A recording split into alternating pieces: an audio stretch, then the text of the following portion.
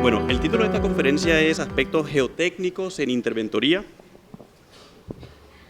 Gracias por la presentación. Mi nombre es William Fuentes, yo soy profesor en el momento de la Universidad del Norte. También hago trabajos de consultorías, ayudo bastante en algunos trabajos de interventoría, sobre todo en la parte de ingeniería de suelos, y quisiera entonces poder transmitirle un poco de esta experiencia y de algunos aspectos que tiene que ver en la parte de geotecnia. Esta presentación va a ser enfocada un poquito en la parte técnica, lo que hemos visto aquí en la ciudad, lo que hemos visto en otras partes.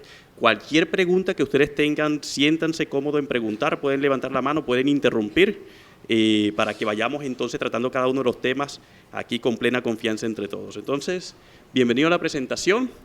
Yo quisiera comenzarle aquí con lo siguiente. Hay un aspecto bastante diferenciador de la parte de suelo con la demás ramas. Yo le voy a decir cuál es, y es lo siguiente. Pareciera que cada una de las ramas estuviera bastante reglamentadas y prácticamente cada vez que se hace una obra, por lo menos en la parte estructural, en la parte de aguas, hay unos reglamentos bastante claros y bastante fuertes en los cuales los ingenieros se tienen que someter y tienen que establecer una recomendación y unos diseños que se tienen que ajustar a esas normatividades. En suelos pasa lo mismo, pero como el suelo es un material bastante variable y cada condición puede ser totalmente diferente y cada condición puede ser atacada con diferentes estructuras, lo que se ha notado es que un estudio de suelo depende bastante de la persona que lo haga y a veces también depende de la región donde se haga.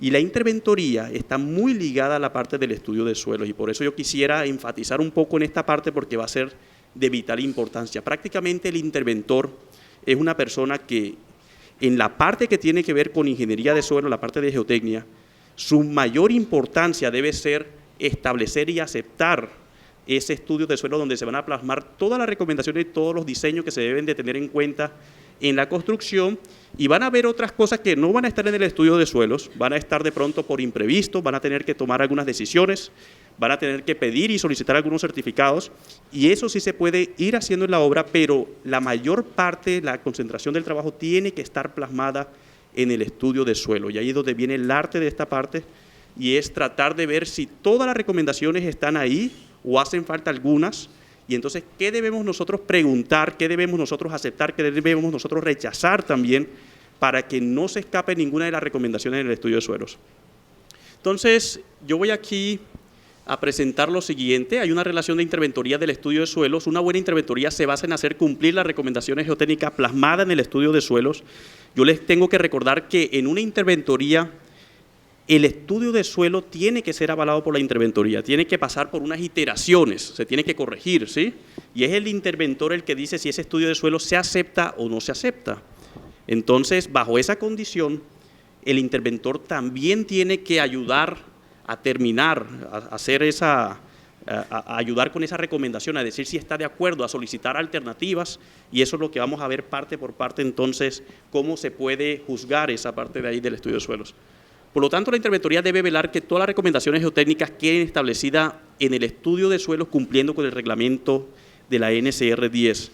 Aquí en Colombia prácticamente los reglamentos que rigen el estudio de suelos prácticamente son 3. La NSR 10 es la principal. Sin embargo, uno puede también ajustarse un poco a otros códigos.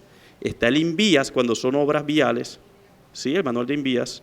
Y está el Código de Puentes del 2014 cuando son obras de infraestructura de puentes.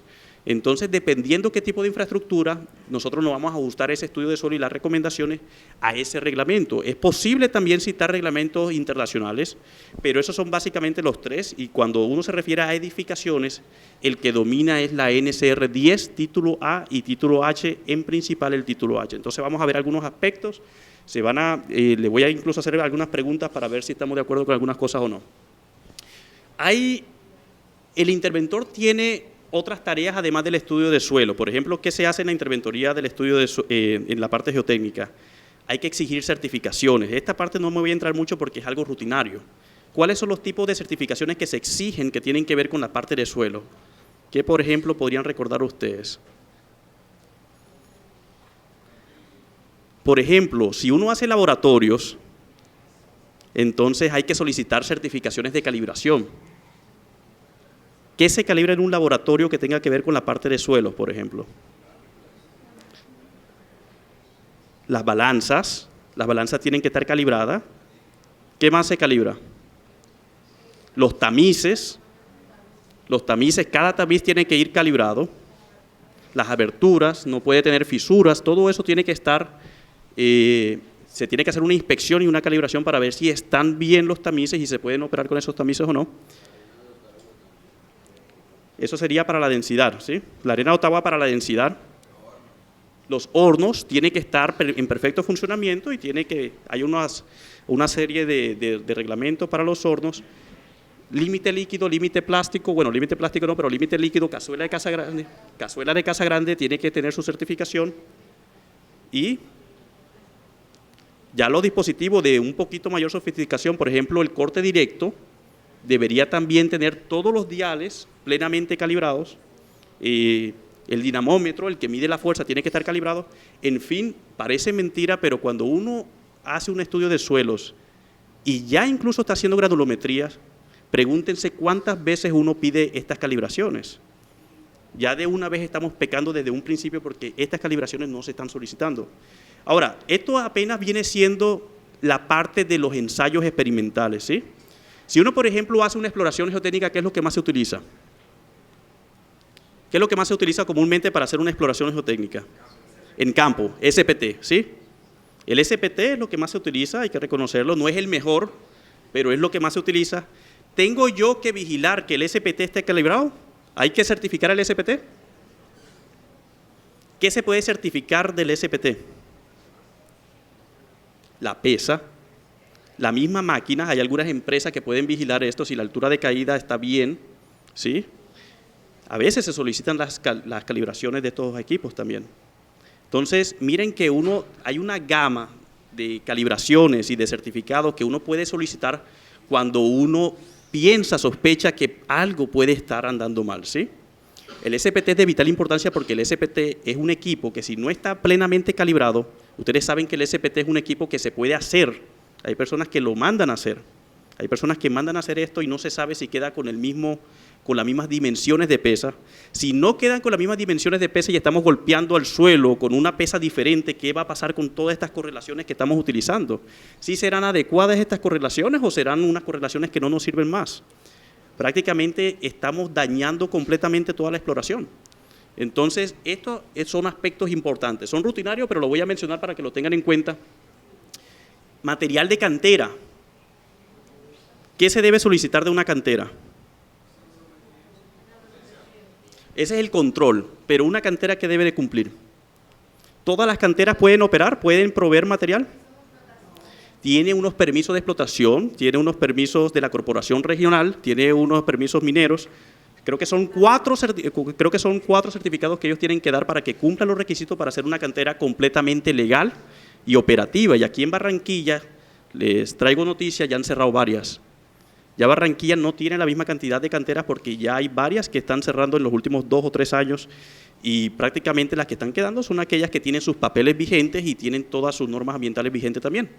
Ahora, cuando tiene certificaciones, ¿qué pasa con el precio?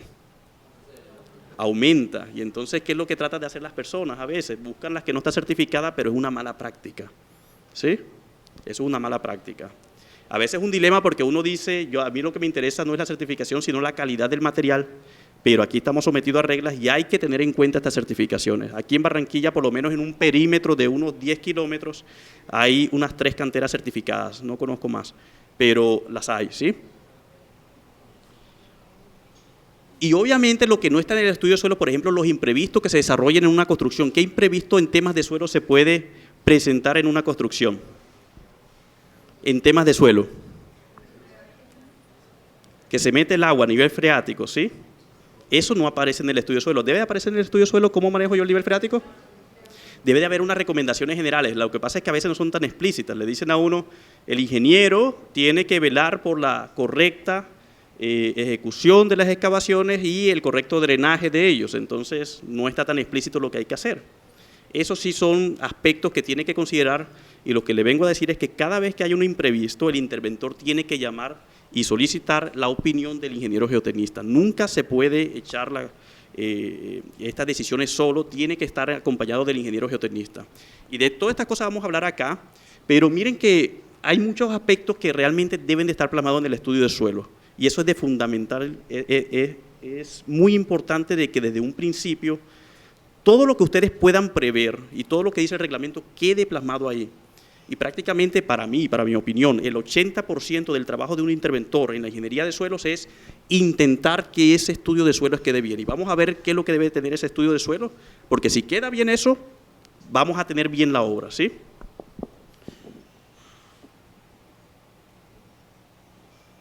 Disculpen ahí.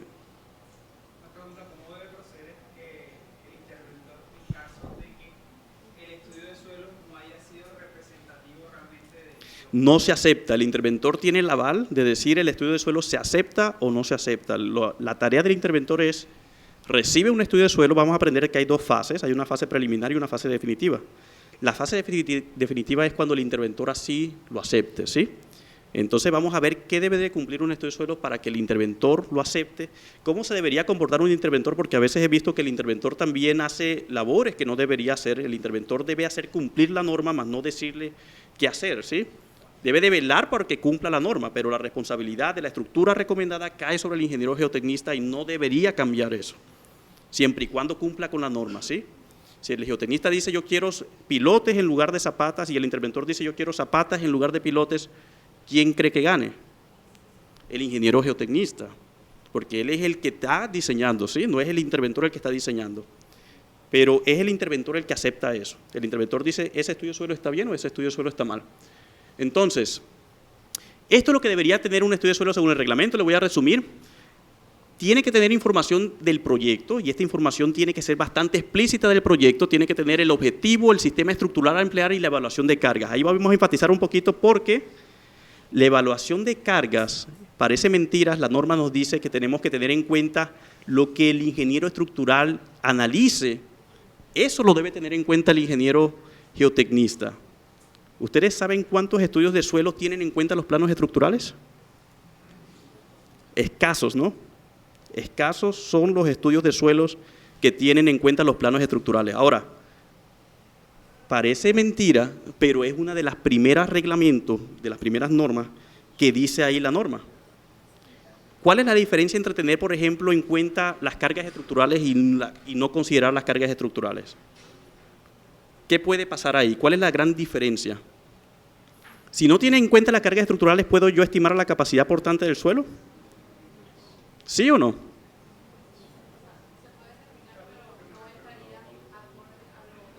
Sí se puede determinar.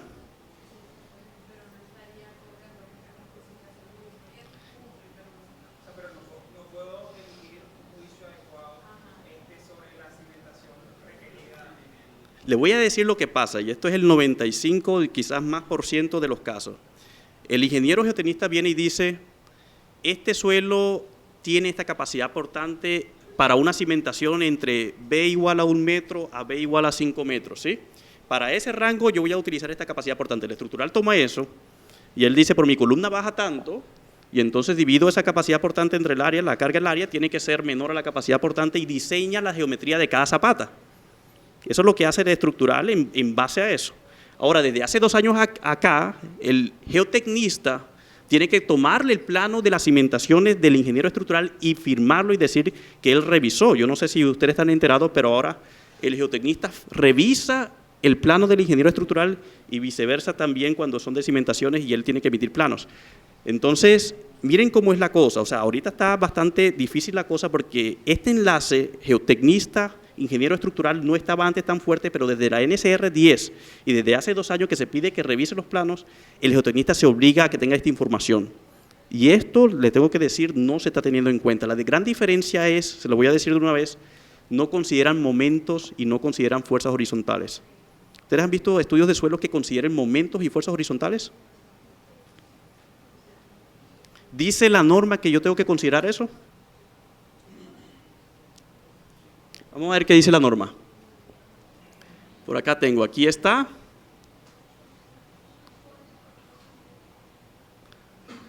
Aquí no se ve bien, pero dice, vamos a ver acá, aquellos estudios realizados con cargas preliminares, esto es lo que ellos dicen que se debe de evitar, ¿sí? En donde solo se haya tenido en cuenta las cargas por gravedad, eso no pueden considerarse de estudios definitivos de suelos. Primera regla del estudio de suelos. Cargas verticales, estudios que estén basadas en cargas verticales no pueden ser considerados estudios de suelos. Si aplicamos esas reglas, ¿cuántos estudios de suelos desechamos ahí? Así son las cosas, ¿sí? Así son las cosas. Si ustedes aplican esa norma, ya comenzamos mal. Y vamos a ver, eso es lo que le quiero transmitir por lo menos hoy, y es, hay muchas cosas que se deberían cumplir, pero que nadie lo está cumpliendo. En términos de todo, en términos de capacidad portante, en términos de asentamiento, en términos de recomendación de estructuras, y vamos a tratar de transmitirle cada cosita de esta para ver qué pasa, ¿sí? Entonces, miren acá, vamos desde un principio. Este es el título H de la NCR, este es el título A. El título A tiene todas las definiciones de los factores de seguridad y las cargas. El título H tiene todos los aspectos que debe tener un estudio de suelo y está escrito explícito, paso por paso, qué es lo que debe tener. Es tanto que me dice cómo organizarlo, ¿sí? Me dice qué es un estudio de suelos. Uy, ¿qué pasó? Perdón. Disculpe un momentico.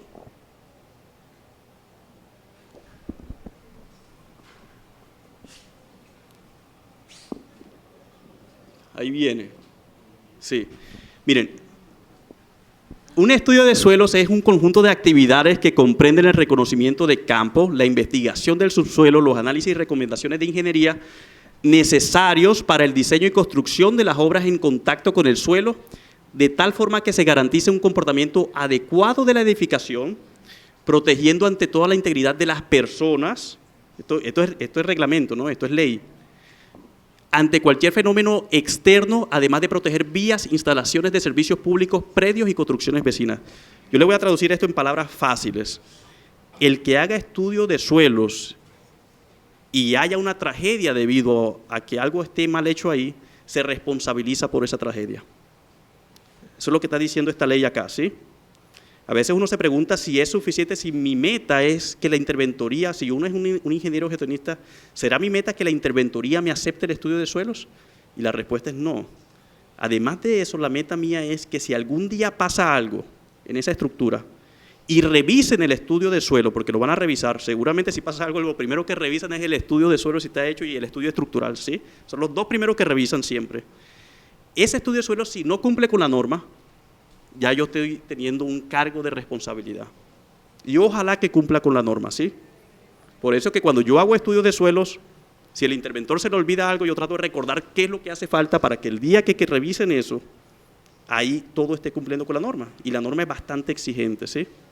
Porque de una vez en la primera parte dice, yo soy responsable de eso, y si pasa algo, yo tengo que responder. Eso lo dice acá, ¿sí? Entonces, ¿qué es lo que tiene que tener para que esté bien hecho? O sea, para que no solamente lo acepte la interventoría, sino que además, el día que lo revisen, diga, está bien, vamos a buscar otra parte porque de pronto el geotenista hizo bien las cosas, ¿sí? Si yo cumplo con esto, yo no tengo por qué ser responsable.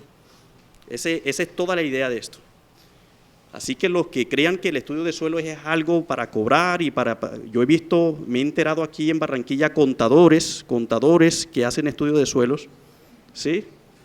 Contadores.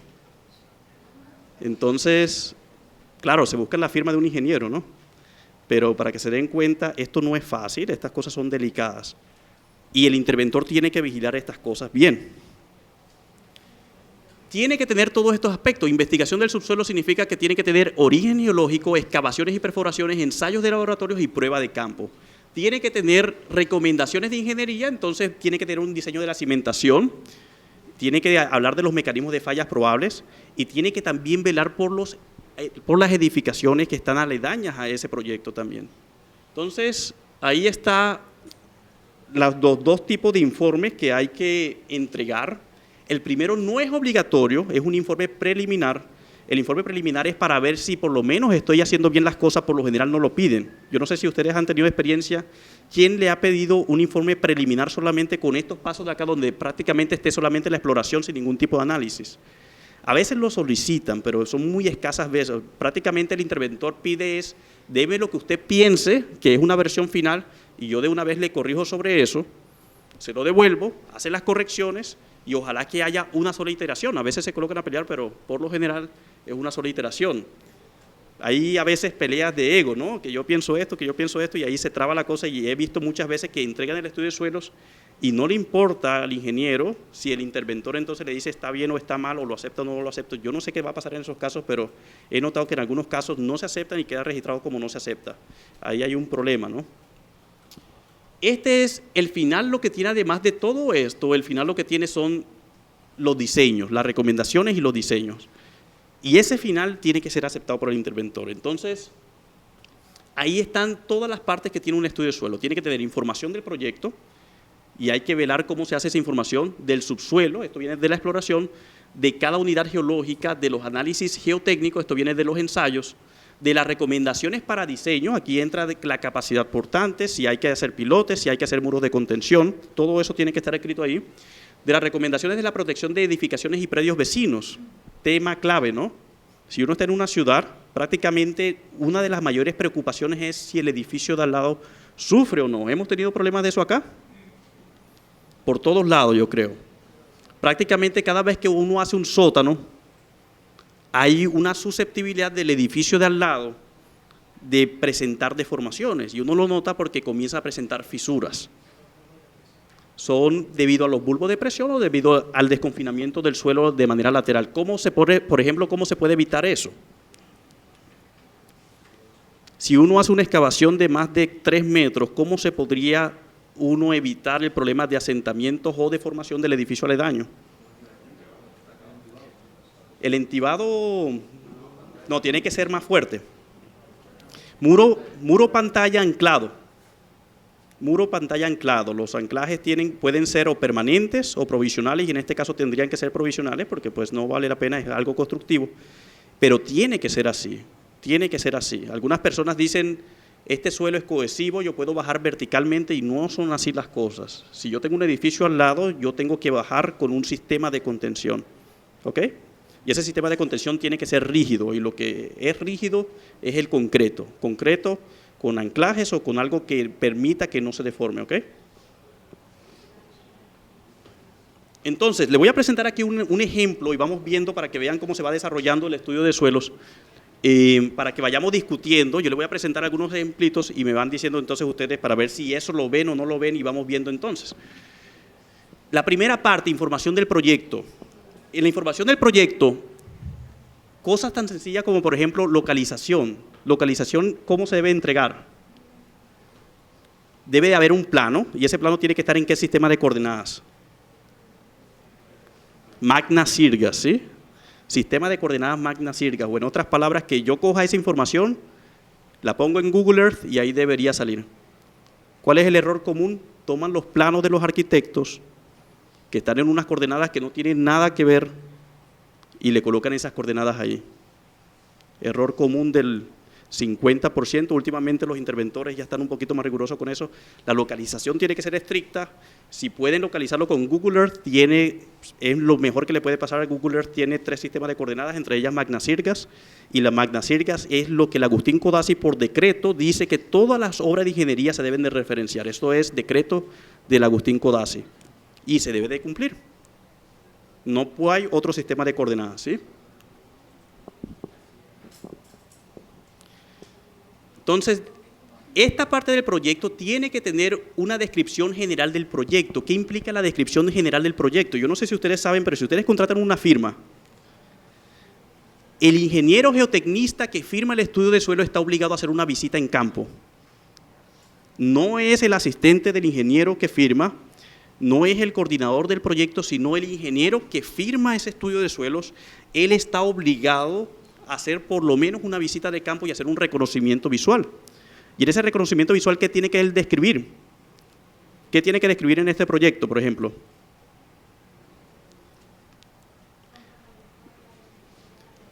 ¿Perdón? Edificaciones aledañas. Tiene que reconocer si hay susceptibilidad a la remoción en masa, si se necesitan estructuras de contención, qué tipo de vegetación hay, ¿sí? Todo esto, la topografía, ¿qué fue lo que vio? ¿Qué tipo de topografía es? Si hay ondulaciones, tiene que reconocer si hay canales naturales. ¿Qué pasa si hay canales naturales? Tienen que pedir permiso. Si hay canales naturales, entonces no pueden construir de una, tienen que reportarlo y solicitar el permiso. Si el canal es artificial, ¿cuál es el problema del canal artificial? No hay que pedir permiso, pero hay un problema. El suelo que está por debajo del canal artificial ha estado humedecido por tanto tiempo en comparación de los demás suelos que probablemente se encuentre con unas características más blandas que los demás y seguramente va a ocasionar asentamientos diferenciales de la construcción, porque van a tener una zona rígida y una zona débil. Entonces, canales artificiales se deben de sellar ¿con qué? O con un material compactado, o con lo que le dicen lajas o para poder entonces tener un material rígido por ese sector. Y eso lo deberían de contemplar en la primera visita. ¿Hacen todos los ingenieros geotecnistas que firman este proyecto, hacen esa primera visita o no lo hacen? A veces el problema es que mandan el asistente, ¿no? Pero en teoría el reglamento dice tiene que hacer la visita y tiene que estar contemplado dentro del estudio de suelos. Entonces, por ejemplo, este de acá, bueno, aquí no se ve bien, está la resolución un poquito mal, pero siempre que ustedes comiencen un estudio de suelos tienen que velar que diga qué proyecto es, dónde queda, con qué ubicación, incluso un anexo o un plano del proyecto, y en ese plano tiene que describir todo y tal vez algunos capítulos adicionales describiendo si reconoció o no peligros de remoción en masa, ¿sí? De que haya problemas de estabilidad de taludes, problemas de que si hay canales naturales o artificiales, tipo de vegetación, ¿qué pasa cuando hay muchos arbustos? ¿Cuál es el problema de que cuando hay muchos arbustos? ¿Qué hay que hacer? Hay que adicionar una actividad. ¿Cuál es esa actividad? Bueno, descapotes para todos, pero además de eso, quitar las raíces. Hay que desraizar cada tronco particularmente. Entonces tienen que identificar cada tronco porque seguramente si hay troncos, entonces las raíces pueden penetrar muy abajo y eso, pues después de la construcción puede sufrir esa materia orgánica y puede generar cavidades y esas cavidades no se pueden permitir. Entonces tienen que levantar, eso le llaman destroncar o desraizar, lo llaman de diferente manera. ¿Cómo? Depende del árbol, sí, pero por lo general si hay árbol y hay permiso para quitarlo, tienen que quitarlo con todas las raíces. Y eso va a generar un agujero bastante grande que hay que rellenar con un material competente también, igual que el canal natural o artificial. Entonces, todas estas cosas hay que tenerla en cuenta durante la visita y hay que tomarle foto y hay que entonces hacer la recomendación. Esa es la primera actividad que se hace, ¿sí? Entonces, ahí es donde comienza el estudio de suelos. Tiene que tener los objetivos claros, los objetivos prácticamente son los mismos, que tiene que dar las recomendaciones, que tiene que tener todo, como quien dice, yo me leí la NSR y en esos objetivos tiene que estar claro de que tiene que estar plasmado cada uno de los aspectos que dice la NSR, ¿sí? Establecer recomendaciones geotécnicas, determinar características físico-mecánicas del suelo y garantizar la factibilidad técnica del proyecto. Entonces, para que se den cuenta, miren que hay un capítulo siempre de localización. Y en esa localización, obviamente, van a aparecer en algunos planos. Y en esos planos, entonces, tienen que estar referenciados con las debidas coordenadas y tienen que aparecer algunas obras de referencia, vías o estructuras para que uno pueda también identificar y decir, aquí hay construcciones aledañas o aquí no hay construcciones aledañas. Todo eso es la primera parte. Y esa parte viene de la inspección visual del ingeniero geotecnista, que el interventor debe darse cuenta si la hizo o no. Esa es la primera tarea que tiene el interventor con el ingeniero de suelos y es revisar que él haya hecho eso y revisar que él lo haya plasmado ahí. Prácticamente si no lo tiene es porque no lo hizo, ¿no? Uno se da cuenta si lo hizo o no lo hizo con ese primer capítulo que debe tener el estudio de suelos. Entonces, viene la parte de la descripción de carga y esa es la parte crítica. En esa descripción de cargas el ingeniero geotecnista tiene que demostrar que tiene los planos del ingeniero estructural, que sabe cuántas son las cargas que le baja por cada columna y que su estudio de suelo sí se ajusta a eso y además no solamente eso, sino cargas verticales. Por cada columna baja una carga vertical, hay 2 horizontales y 2 momentos. Tiene que tener información de todo eso, ¿sí? Y además que esas cargas son para diferentes escenarios. ¿Cuáles son los 2 escenarios más típicos que maneja un ingeniero estructural? De diseño. Servicio al estado límite. ¿Cómo? El último. Bueno, pues sí. O sea, como quien dice, condiciones normales y condiciones extremas. Y las dos combinaciones, las condiciones extremas involucra sismo o lo que considere que son fuerzas extremas y las dos tienen que ser analizadas en un estudio de suelos, hasta para una casa. Pregunta, ¿hacen eso en los estudios de suelos? ¿Han visto algún estudio de suelos que haga eso? Ahí comenzamos con problemas, ¿sí? El problema viene siendo que la NSR solicita que se haga eso, desde una primera parte. Miren, por ejemplo, en este estudio de suelos, aquí lo que se hizo fue que comenzaron a revisar todas las cargas y comenzaron a hacer una torta típica de porcentajes. Estas cargas hay tanto en tanto, entre tantas toneladas, entre más de 10 toneladas hay estas cargas, entre más de 20 toneladas hay estas cargas y así. Pero eso es lo que normalmente debe de hacer el estudio de suelos y es demostrar que conoce todas las cargas del proyecto. Y eso a veces no le gusta hacer los geotenistas es por una sencilla razón, y es que a veces el ingeniero estructural cambia eso. A veces hay cambios, ¿no? Y cuando hay cambios, entonces a veces no se actualiza esta información. Ahora, esto es muy riguroso. Si uno piensa de verdad, esto es muy riguroso. O sea, hacer todo este trabajo para una casa, por ejemplo, puede ser muy riguroso. Es un trabajo muy riguroso. Le voy a decir qué se puede hacer para demostrar de que sí se tuvo en cuenta. Le voy a dar algunos ejemplos. Luego de eso viene la parte del subsuelo. ¿Qué se debe tener en cuenta para describir el subsuelo, la exploración geotécnica? ¿Qué hace uno ahí? Uno hace una exploración. Las exploraciones pueden ser basadas en varios tipos de métodos, ¿sí? Si es muy superficial la cimentación, si digamos que no tiene estructuras, entonces uno hace apiques. ¿Los apiques hasta qué profundidad llegan? Bueno, eso depende del método, pero pueden llegar hasta 2 metros, incluyendo el tipo de método o el tipo de suelo, ¿sí? Incluso algunos cobran diferencial, o sea, tienen tarifas diferentes, si es de 1 metro, 1,5 o 2 metros. Pero uno podría hacer apiques. Luego de los apiques, ¿qué podría venir en grado de sofisticación de exploración de suelo? SPT, ¿sí?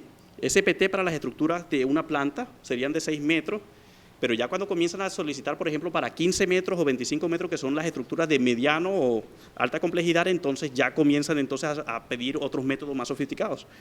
Métodos como el CPT son conos dinámicos. Estos conos suelen dar una mejor información, pero no en todos los suelos penetran. Yo no sé si ustedes han escuchado el CPT. El CPT es un método de exploración. Cone Penetration Test en inglés. CPT, ¿sí?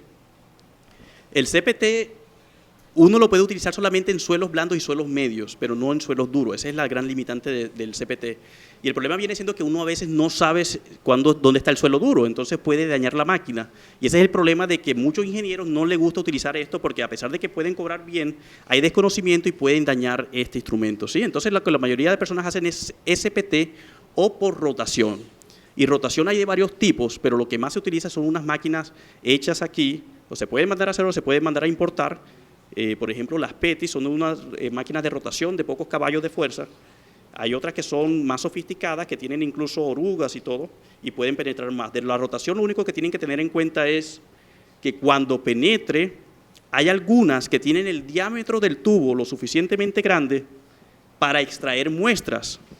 Y hay otros que simplemente extraen de una manera inalterada. Recuerden que hay muestras alteradas y muestras inalteradas. Muestras inalteradas, ¿para qué me pueden servir? Bueno, primero las muestras alteradas. ¿Qué ensayos puedo hacer yo con muestras alteradas? Todo lo que sea caracterización que es obligatorio, ¿sí? Todo lo que sea caracterización es obligatorio con estas muestras. Ahora, con muestras inalteradas se necesita mayor diámetro, porque necesitamos muestradores especiales, por ejemplo, el tubo Shelby, que mide 3 pulgadas y no se le ajustan las máquinas de rotaciones que son convencionales. Las máquinas de rotación convencionales no tienen 3 pulgadas de diámetro, entonces no están hechas para extraer con Shelby. Y con muestras inalteradas yo puedo hacer otros tipos de ensayos más sofisticados, que son, por ejemplo, consolidación, corte directo y en muy poquitos casos triaxial, pero son ensayos que son de un poquito más de nivel, ¿sí? Entonces, uno hace la descripción del subsuelo con toda esta exploración, tiene que organizar todos los resultados en los anexos.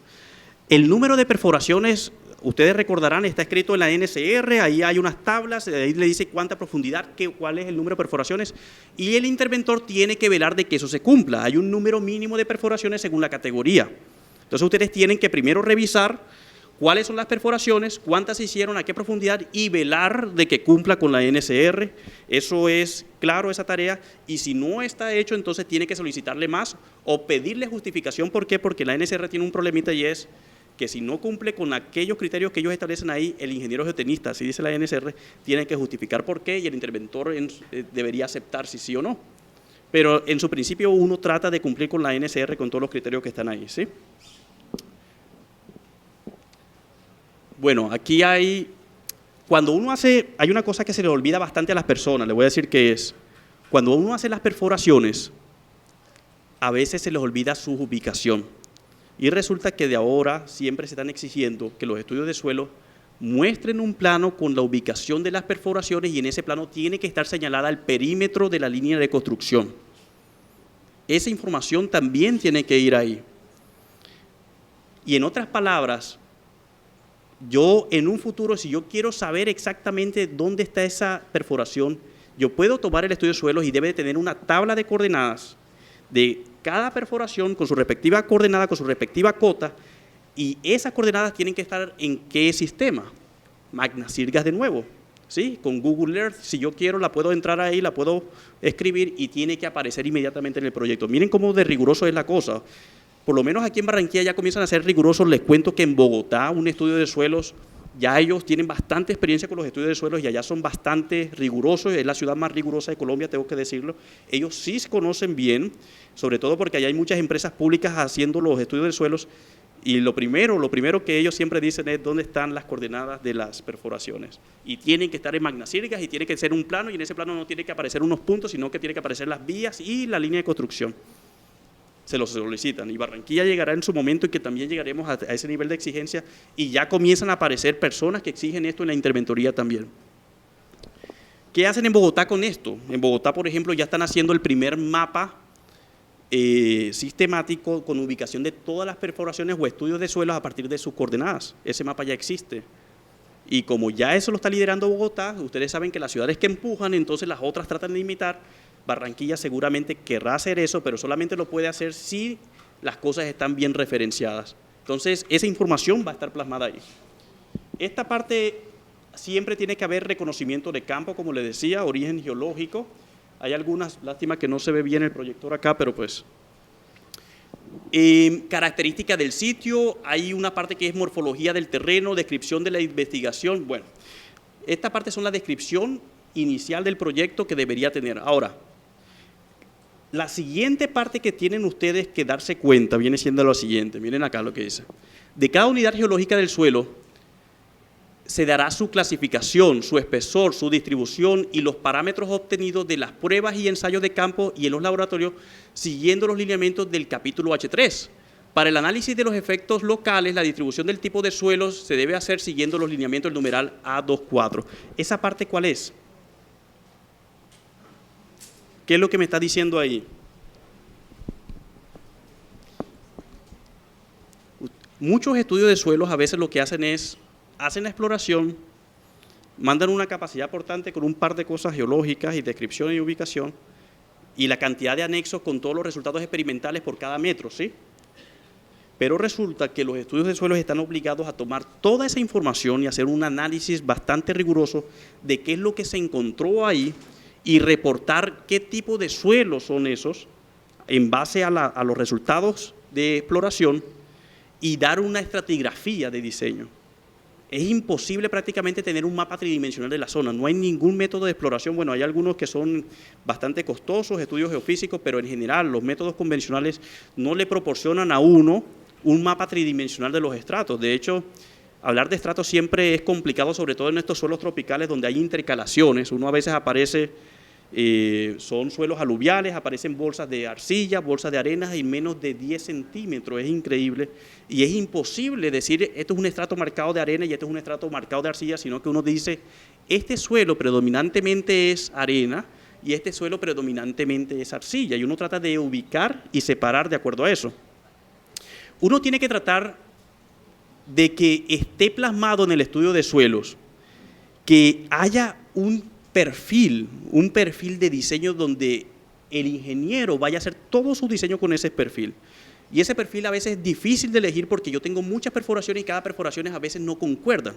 Deberían concordar, pero en la realidad a veces hay variaciones espaciales de los suelos y entonces ahí tienen dos opciones. Una, que tome la más crítica de todas, porque el diseño tiene que aguantar para todas las condiciones, entonces yo reviso cuál de todas esas perforaciones tiene, digamos, los suelos menos competentes y para esa condición yo diseño. Y yo voy a hacer mi perfil con que yo voy a diseñar con eso y tiene que estar plasmado ahí. Y otra que es para proyectos muy grandes, por ejemplo, en el aeropuerto, ¿sí?, que le acabaron de explicar, ahí precisamente era un proyecto donde alrededor de las pistas tenían más de, bueno, eso ya son hectáreas prácticamente, y no se podía decir que ese es un tipo de suelo cuando ya estamos hablando de hectáreas. Entonces hay que sectorizar, hay que decir, para esta zona, con estas coordenadas, con este polígono que encierro acá, en esa zona tenemos este tipo de suelo, en esta zona tenemos este tipo de suelo, y hay que decir nuevamente con coordenadas cuáles son esas zonas. Eso se tuvo que hacer, por ejemplo, en el aeropuerto. ¿Sí?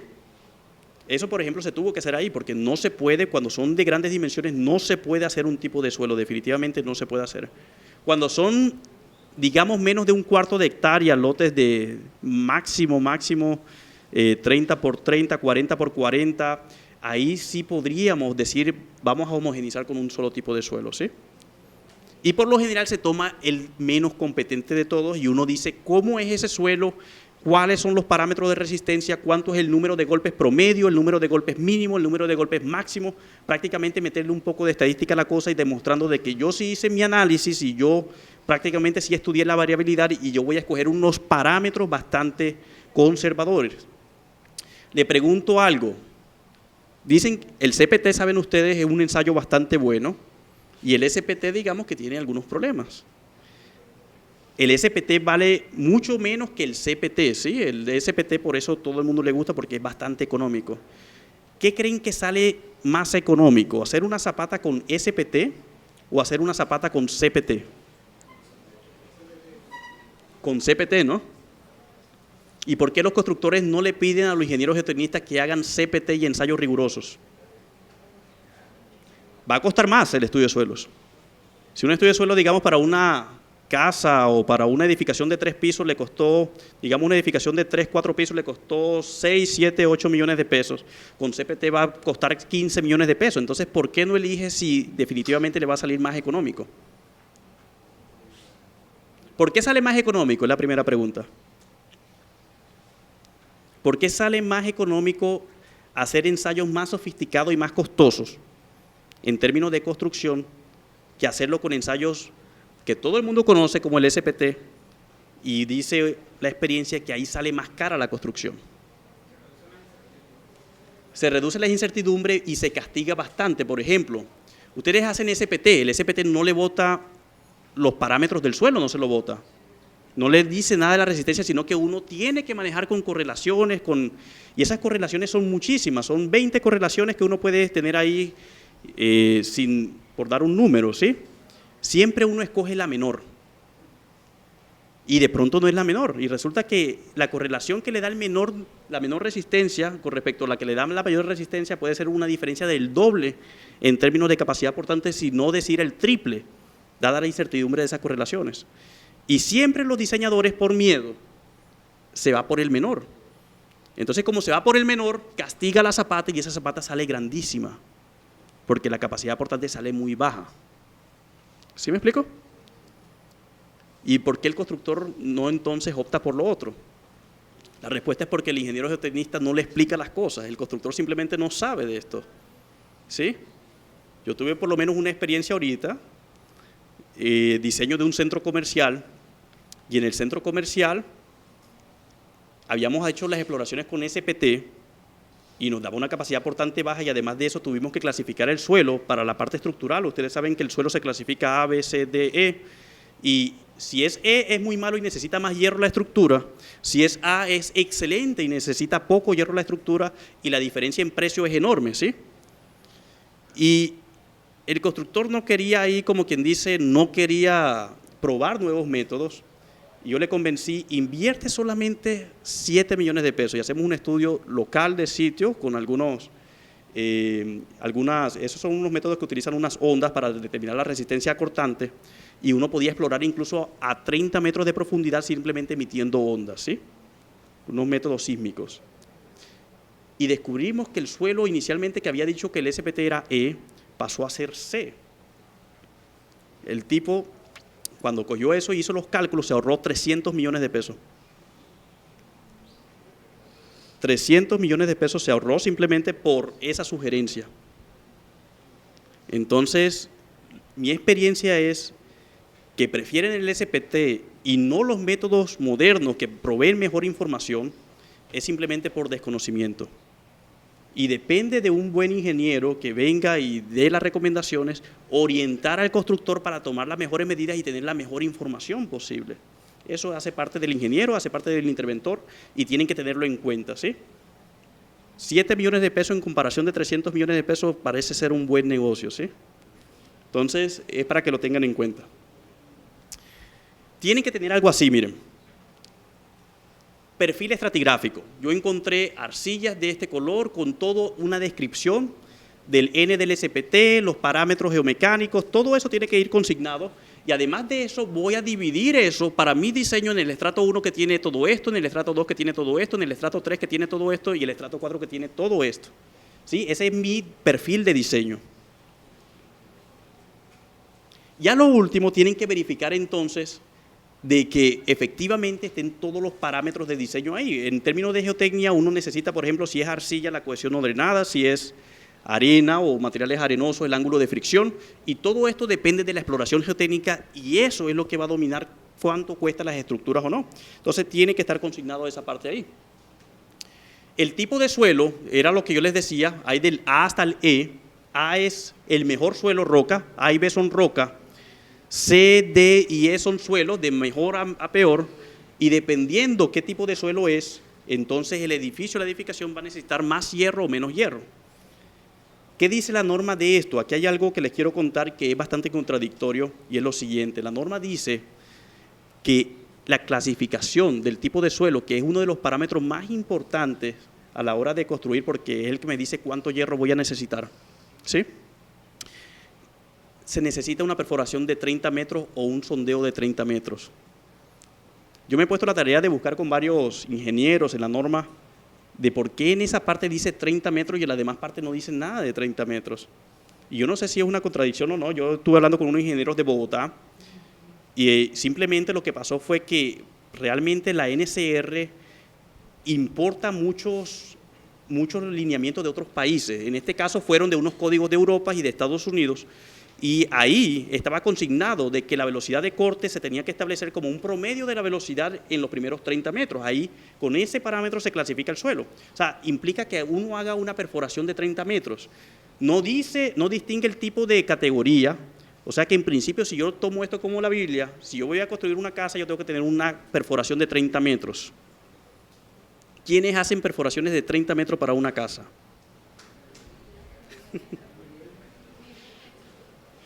Ni de 1 metro. Se toma la perforación del lado.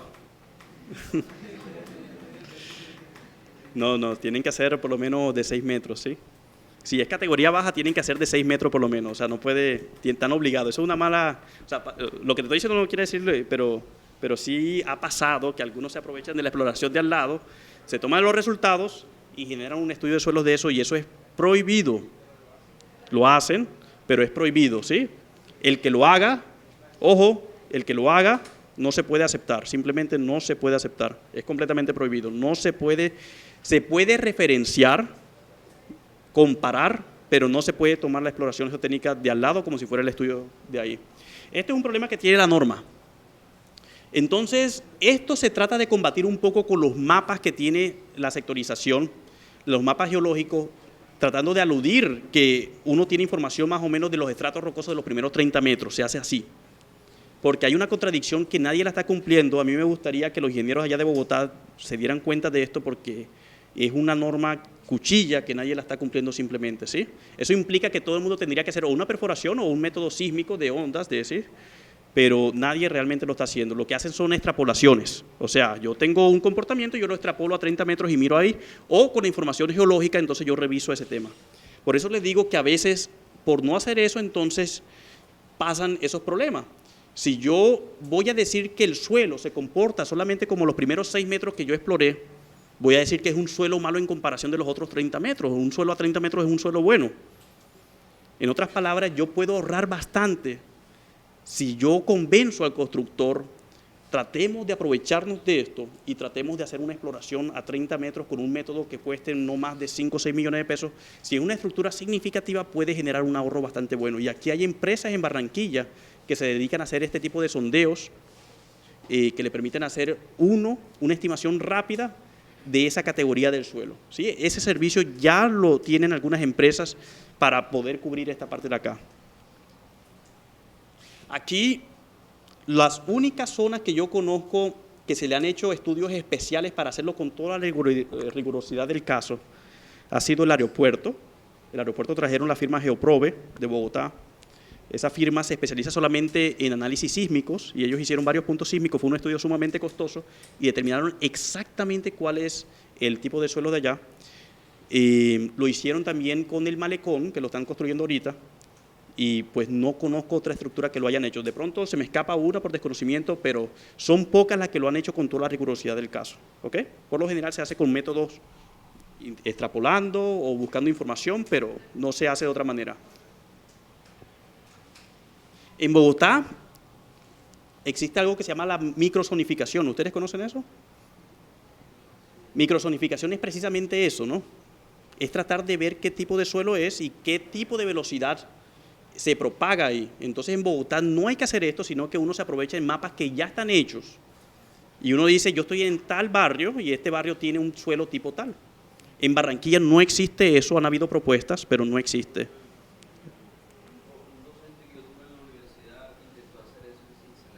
En Sincelejo. Sí, él obtuvo una maestría De la Universidad del Norte. Sí. Eso se puede hacer, pero necesita muchos datos y para pasarlo a hacer decreto, Nos mandó a recoger, lo tiene como tesis de grado, si no estoy mal. para hacer una especie de microzonificación así como investigativa. Nos mandó de un barrio a recoger información, cómo construyeron esta casa, tiene un estudio de suelo, o sea, fue... No, hay personas que han intentado hacer esto. Lo que pasa es que hacer una hay que recoger demasiada información. No toda la información sirve porque tiene que ser perforaciones profundas y tienen que enlazarse con el sistema geológico también. Entonces es un trabajo largo que por lo general cuesta mucho. Alguien aquí creo que lo trató de estar para acá, para Barranquilla, y creo que estaba superando los 8.000 millones de pesos un estudio de microzonificación que quedara como decreto. Y algunos aquí hablaron, porque aquí hay algunas personas que les gusta mucho la dinámica de suelos y estas cosas, y hablaron con personas de Bogotá, pero todavía no ha pasado ese proyecto. O sea, para volverlo decreto ya exige que haya unas perforaciones, unos sondeos, enlazarlo con el sistema de información geográfica, y con eso se hace una microzonificación, pero aquí todavía no se ha hecho, ¿sí?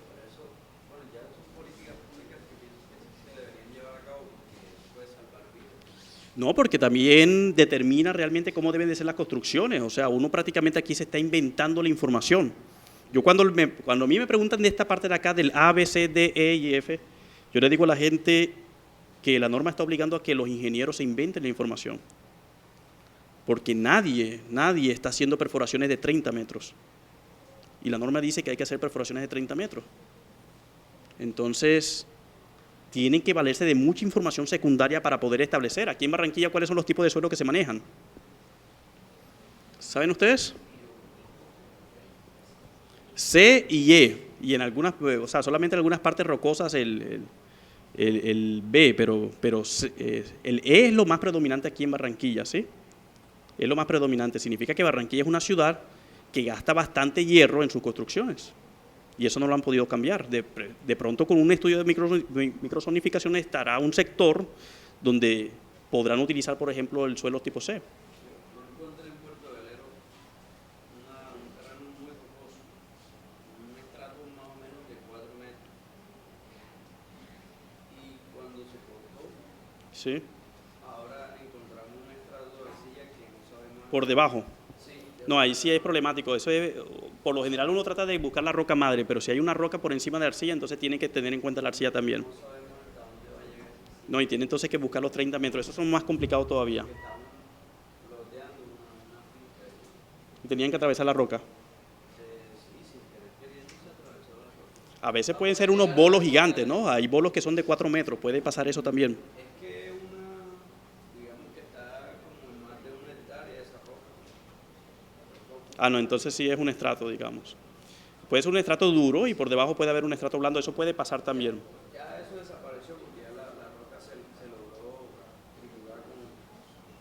a punta de la perforación. Sí, pero sí, ahorita que ustedes el correo voy a buscar la foto y tuve una buena experiencia. Bueno, me cuentas entonces. Sí. Bueno, entonces, en esta parte de acá, que se llama de los análisis geotécnicos, la norma le exige a uno resumen de los análisis y justificación de los criterios geotécnicos adoptados que incluyan los aspectos contemplados especialmente en el título H y en el numeral A2.4. También el análisis de los problemas constructivos, de las alternativas de cimentación y contención, la evaluación de la estabilidad de los taludes temporales de corte, la necesidad y planteamiento de alternativas de excavaciones soportadas con sistemas temporales de contención, en fin, todas las recomendaciones geotécnicas. Ahí es donde prácticamente vienen todos los conflictos. Conflictos en cuanto a opinión, en cuanto a que uno piensa que sí puede funcionar y que no puede funcionar. Entonces, prácticamente si son lo básico, que son cimentaciones superficiales, zapatas y losas, el análisis tiene que tener dos cosas prácticamente. Capacidad portante, un análisis de capacidad portante donde uno diga, esta es la capacidad portante, y la parte de asentamientos. Esa capacidad portante yo les decía que tiene que verificar dos aspectos. Una parte que tiene que ver con la condición de cargas verticales solamente, que es la que todo el mundo hace, y la que nadie hace, que es la que primero salía en la norma, es teniendo en cuenta las cargas estructurales. Y como son demasiadas zapatas, es imposible. Yo no he visto el primer estudio de suelo, yo he revisado muchos estudios de suelos y yo no he visto el primero que tenga en cuenta todas las zapatas analizadas. Solamente vi uno que se le mandó a hacer. El del aeropuerto se le mandó a hacer una por una, ¿sí?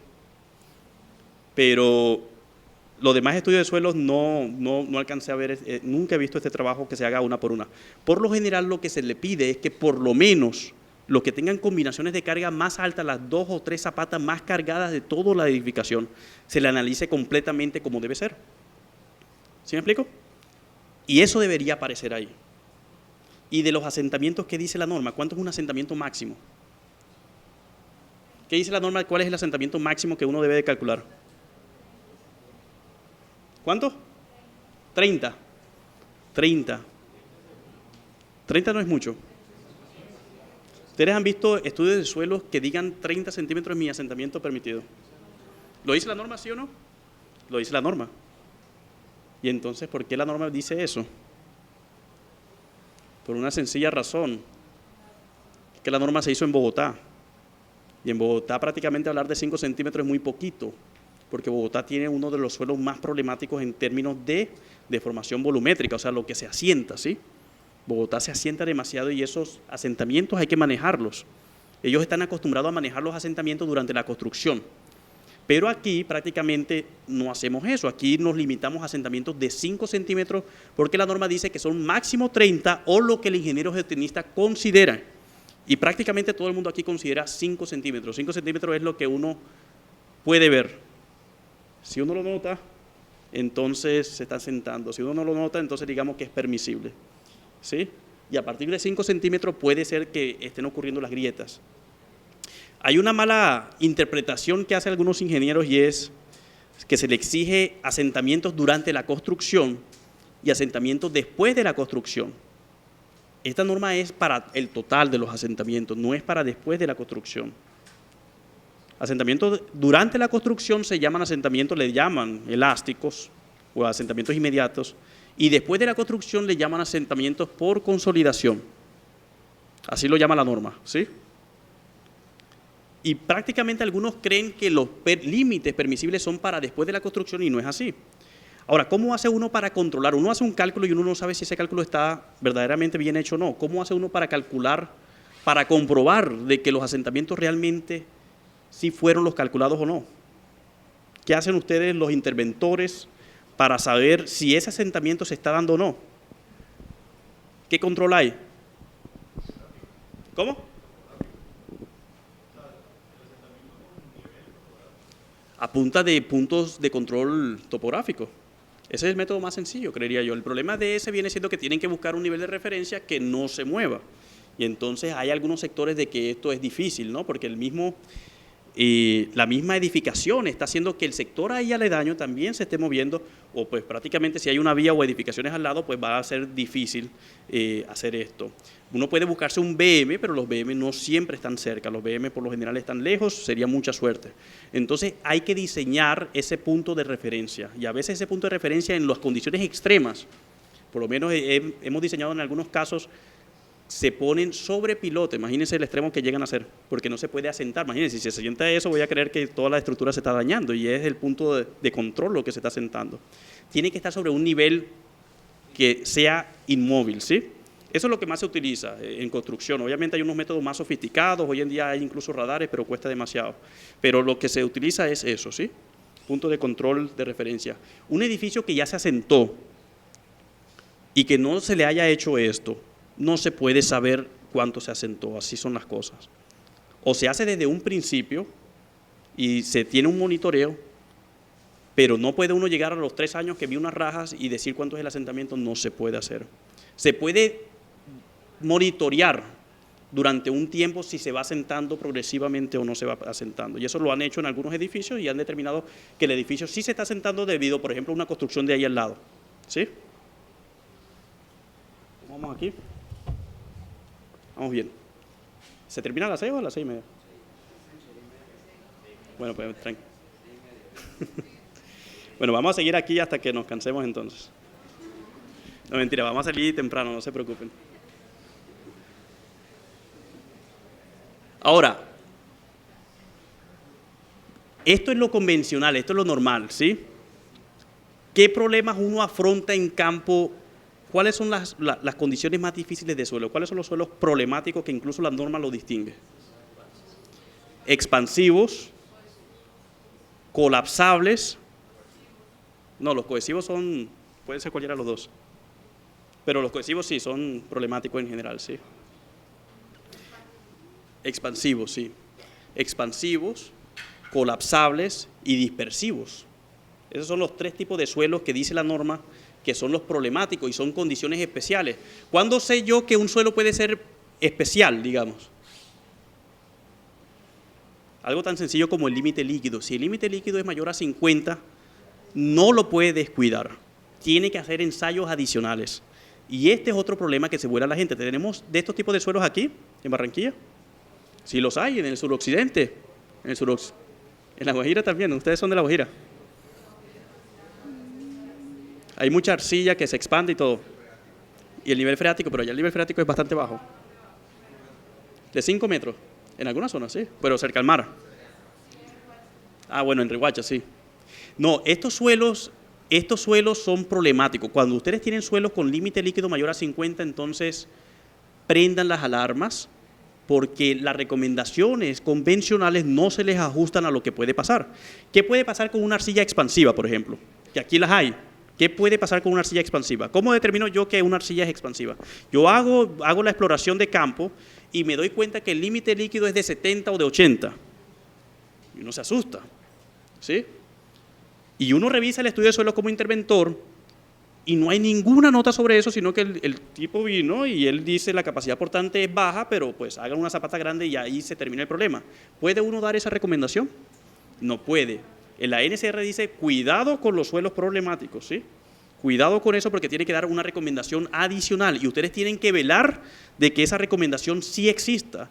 ¿Qué podríamos hacer, por ejemplo, si hay un suelo expansivo? ¿Cómo podríamos determinar si el suelo es expansivo? Bueno, aparte del límite líquido mayor a 50, ¿qué tengo que verificar adicional? El índice de plasticidad también me da una mejor correlación, pero si yo quiero ver, el problema de los suelos expansivos es que son suelos que normalmente cuando están secos y absorben agua se expanden. Y si se expanden, revientan los pisos, levantan las zapatas y levantan las estructuras. O sea, la estructura no se asienta, sino que se levanta de manera diferencial. Y en tiempo de sequía vuelve a bajar. Exactamente, rompe las estructuras. ¿Por qué? Porque tienen presiones de levantamiento que son mayores a la capacidad portante del sistema. Y uno por lo general carga las zapatas a la capacidad portante. Si el esfuerzo que va hacia arriba es mayor al esfuerzo que va hacia abajo, obviamente se levanta. Entonces yo no puedo permitir eso Y eso no está en los análisis convencionales de capacidad portante. Yo tengo que velar de que hayan tomado esa recomendación. ¿Qué puedo recomendar yo ahí? Por ejemplo, ¿cómo? Eso podría ser una solución.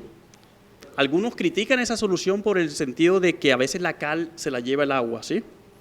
Entonces, después de 10 años, dicen que él vuelve a su configuración inicial, o incluso, como la cal vuelve el suelo más permeable, entonces hace que se haya tubificaciones internas. Entonces, hay algunas personas que dicen que la cal funciona muy bien en los primeros 10 años y después de pronto puedes tener problemas. Pero cuando se mezcla ya el material arcilloso con la cal, ahí sí se da el intercambio catiónico que... Exactamente. Pero eso no siempre se puede hacer cuando se va a construir una zapata. Entonces, Lo que pasa es que la cal solamente sirve para suelos que tengan o pH normal o pH ácido, porque ellas levantan ese pH, ¿sí? Entonces ahí funcionan. No pueden tener materia orgánica, hay que hacerle un estudio de materia orgánica también, porque los cationes se lo observa. es más recomendable usarla en proyectos viales, pero para esos suelos arcillosos, donde hay edificaciones, un profesor que tuve de estructuras, lo que hacía era diseñar zapatas puestas sobre micropilotes de concreto. Eso es una alternativa bastante buena, y es, si hay una expansión hacia arriba, entonces yo piloteo la zapata hacia abajo, ¿sí? Con micropilotes, con pilotes como tal, pero yo trato de que haya un elemento que aguante esta tensión. Es costosa, pero es una de las mejores recomendaciones. Hay otra recomendación, le voy a decir cuál es, que se puede prestar en algunas oportunidades. Si ustedes ven que el nivel freático es superficial, recuerden que esto pasa por las fluctuaciones del nivel freático. Si en teoría el nivel freático se permaneciera siempre quieto, entonces prácticamente si yo garantizo que la zapata esté por debajo del nivel freático, está bien. Pero yo no sé, porque el nivel freático a veces sube y a veces baja, y sobre todo en este país, donde hay épocas niño, que a mí siempre me alarma cuando hay épocas niño, porque los estudios de suelos todos salen descuadrados. ¿Saben por qué? Porque no hay nivel freático, ¿sí?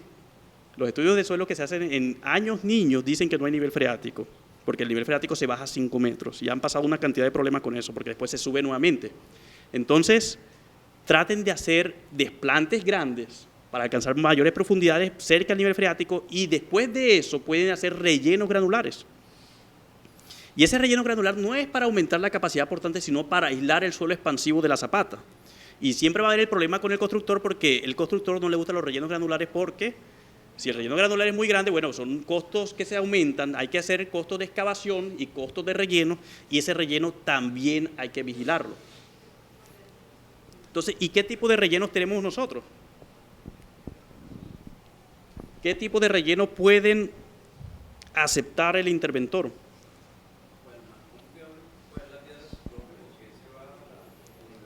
¿Concreto ciclopio acá?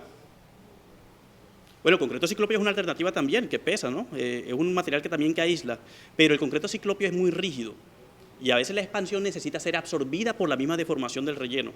O sea, para la expansión es mejor utilizar un material granular.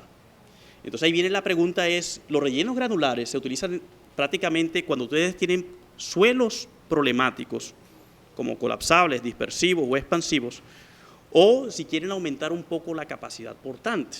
Ahí entra un tema de diseño de cómo se hace eso, pero no voy a entrar en tanto detalle, pero se utilizan en esos dos casos.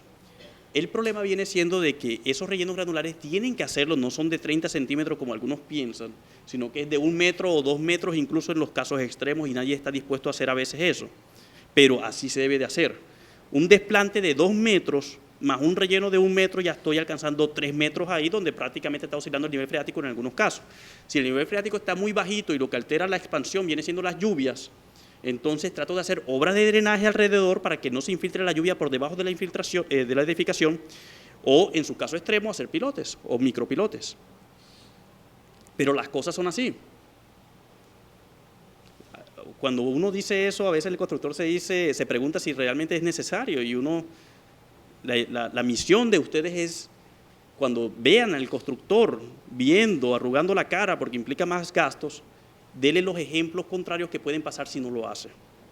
¿Qué debería responder él si no lo hace? Por ahí el profesor mío de suelos me decía, el estudio de suelos lo paga tarde o temprano, y si lo paga temprano es mejor que tarde, pero siempre se paga, ¿sí? Siempre se paga, porque las cosas salen, y eso hay que tener mucho cuidado. Estos son, por ejemplo, diseños, Y en estos diseños, por ejemplo, entonces tenemos rellenos granulares. Siempre está la pregunta que si se hace con sobreancho o no. ¿Se tiene que hacer con sobreancho? Sobreancho significa que es más ancho que la zapata, ¿sí? ¿Lo debo de hacer con sobreancho o no? ¿Por qué al constructor no le gusta con sobreancho? Bueno, además del volumen, hay algo más adicional ahí. ¿Cuál es el problema del sobreancho?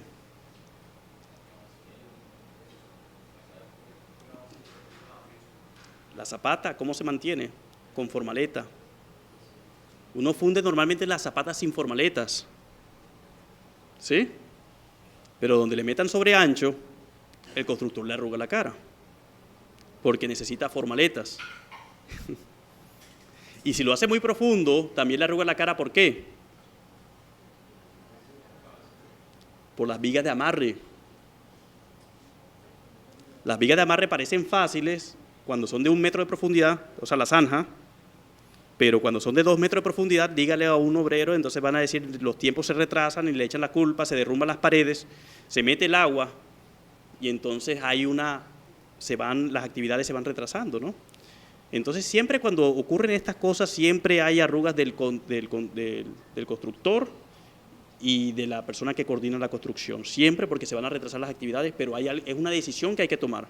Cuesta menos, si no, entonces pilotes, pero tienen que hacer algo. Ahora, estos rellenos de acá, cuando ustedes dicen hay que rellenar, entonces viene el otro conflicto, ¿con qué rellena uno? Además de que tiene que ser de una cantera certificada, ese relleno con qué condiciones tiene que cumplir además. ¿Hay que hacer control de rellenos? Cuando uno rellena, por ejemplo, para levantar un terreno, ¿tiene uno que hacer controles? ¿Cómo se hacen esos controles? Para medir la densidad y para saber qué tanto porcentaje está con respecto al Proctor, ¿no? Entonces, en otras palabras, si ustedes tienen esta recomendación en el estudio de suelos, tienen que solicitarle al estudio de suelos que nos diga entonces con qué tipo de material es y cuáles son las recomendaciones constructivas para hacer ese relleno. O sea, se adiciona un capítulo más, porque la norma exige que todo lo que uno diga ahí tiene que poner las especificaciones y tiene que poner cómo se construye. Y lo obliga así porque a veces hay muchos ingenieros que ponen cosas que no son posibles construir. El geotenista es el que tiene que recomendar, pero el interventor tiene que avalar eso. Ahora, el problema del relleno es que a veces hay mucha creatividad con los rellenos. Por ejemplo, ¿se necesita una base granular para eso de ahí? ¿Se necesita una base granular? ¿Cuánto cuesta una base granular por metro cúbico? 80.000 pesos en cantera, ¿sí? ¿Y dispuesto en transporte? Más 10.000 pesos de compactación, más los no sé cuántos miles por transporte.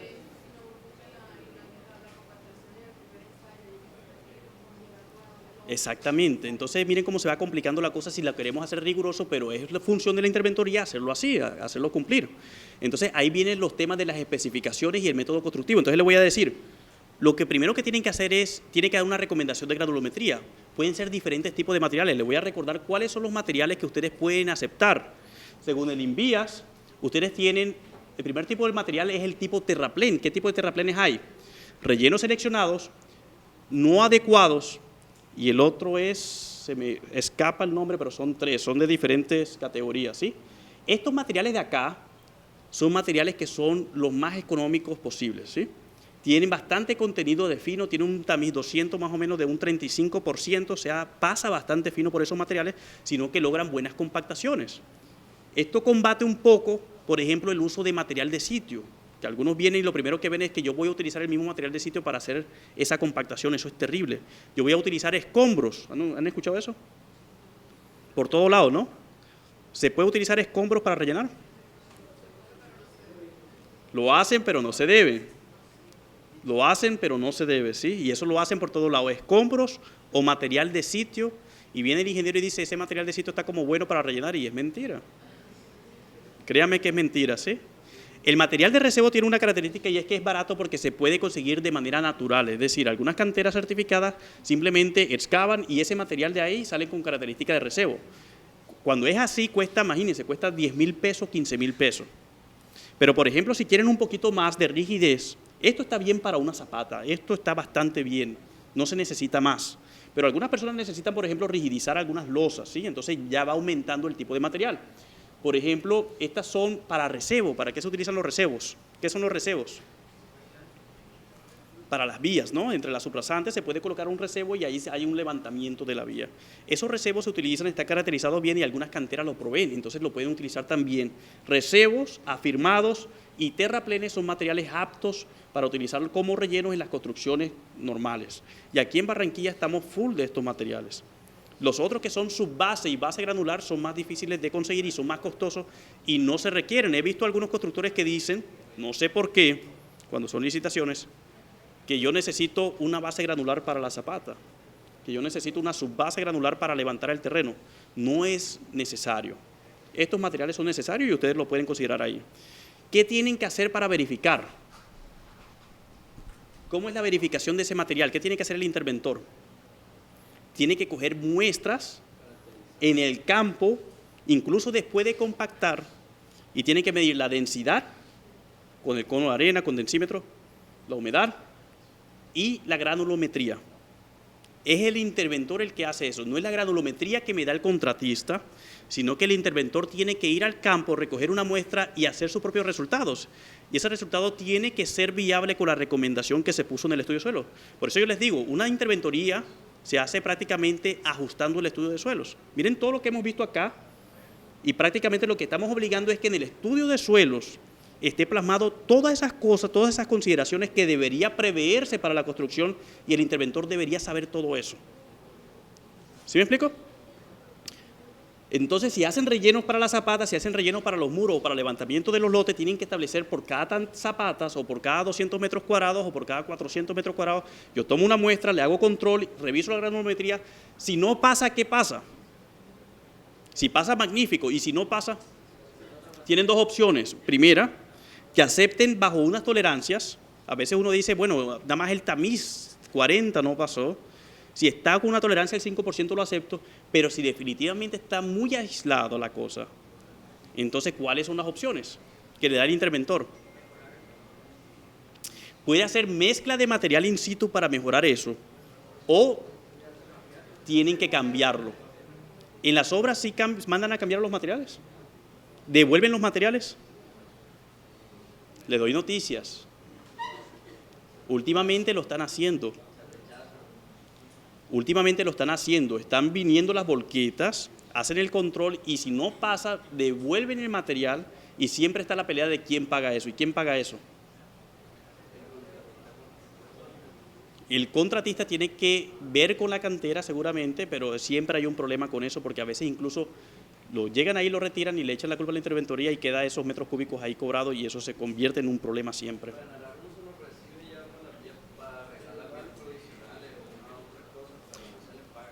Sí, eso a veces pasa, que a veces pierden la plata y la utilizan para ganar un poco. Eso depende de cómo está el convenio con la cantera. Si él tiene un arreglo con la cantera de que la cantera responde por eso, entonces el contratista tiene que tratar de hacer ese convenio con la cantera. Ahora, otra pregunta. Digamos que se va a rellenar todo el lote porque necesitan llegar hasta la cota, ya sea de inundación o la cota de bordillo. Sí, todas las construcciones, eso es un conflicto que siempre hay al principio y es, en principio, todas las construcciones tienen que estar levantadas a la cota de bordillo. Y aquí muchas, yo no sé por qué, pareciera un juego, pero a veces hay discusiones y parece que no lo tuvieran claro. Es claro que si uno va a hacer una vía y la vía tiene un bordillo, pues la construcción tiene que estar al nivel del bordillo. Y yo no sé por qué algunos discuten todavía que la construcción puede estar por debajo del bordillo. No se acepta por debajo del bordillo, por encima del bordillo, y eso va a costar dinero porque eso necesita unos rellenos. Y esos rellenos tienen que ser estos, no hay otra. ¿Sí? Entonces, si los rellenos son en grandes cantidades, ¿cómo hacen ustedes para contabilizar? Porque eso va a generar un presupuesto. ¿Cómo hacen ustedes para contabilizar? Es el interventor quien contabiliza eso, ¿sí? Tiene que estar pendiente. Entonces, ¿qué hacen ustedes? ¿Qué métodos tenemos para contabilizar el material que llega? ¿Cuáles son los métodos que hay? Está llegando una gran cantidad de volquetas ahí depositando y el otro está extendiendo con la motoniveladora y está entonces compactando ese material. ¿Qué hago yo para contabilizar cuántos metros cúbicos hay? ¿Se cobra por metro cúbico compactado o se cobra por metro cúbico de volqueta o cómo se cobra ahí? El compactado. Ahora, ¿cómo lo hacen para medir? Topografía. Les voy a decir un problema de la topografía. Hacen topografía inicial, hacen topografía final y el relleno es de 3 metros o de 2 metros, digamos. Una exageración, pero digamos que existe, ¿sí? ¿Qué pasa cuando los rellenos son muy gruesos? ¿Qué le pasa al suelo de abajo? Se baja, se asienta. Y entonces, ¿quién pierde ahí? Tienen un problema, ¿no? Cuando lo miden con topografía y el suelo es arcilloso y ese suelo arcilloso se puede asentar, ahí puede perder alguien. Ahí puede perder el constructor, porque necesita traer más material para recuperar el asentamiento. Y el constructor, yo no sé, a veces se mete conejo porque él no sabe eso. Y él acepta eso. Y entonces hay peleas que no saben dónde está desapareciendo el material y la respuesta es sencilla, se está hundiendo el terreno porque pesa eso. Y ese es uno de los grandes problemas que hay, ¿sí? Yo no sé por qué, pero yo preferiría, pero eso a veces se puede arreglar, que cuenten con las volquetas.